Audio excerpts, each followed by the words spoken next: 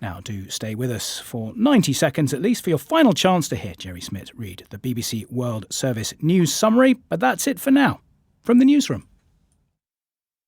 BBC News with Jerry Smit. The Chinese telecoms giant Huawei says its profits fell by nearly 69% last year as it was hit by US sanctions and Beijing's stringent COVID restrictions. The company reported a net profit of $5.2 billion. President Zelensky has been leading ceremonies in Bucha on the first anniversary of it being retaken by Ukrainian forces.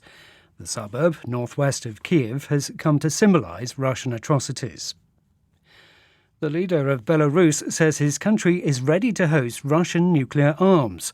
Alexander Lukashenko said the plan, announced by President Putin last week, would help to safeguard his country against threats from the West. Amnesty International says Cambodia must halt what it calls the forced eviction of about 10,000 families living at the Angkor Wat temple complex. The government says they're squatters who are damaging the UNESCO World Heritage Site. Tunisia has introduced strict water rationing in the face of a prolonged drought that severely depleted the country's main reservoirs.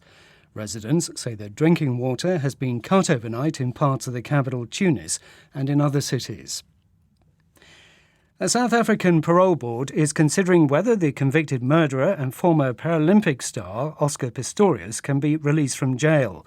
He served half of his 13-year sentence for killing his girlfriend, Riva Steenkamp, in 2013. Russian and Belarusian players will be allowed to compete as neutral athletes at this year's Wimbledon Tennis Championships after being banned last year. The organisers say they'll be forbidden from expressing support for Russia's invasion of Ukraine or receive funding from the Russian or Belarusian states.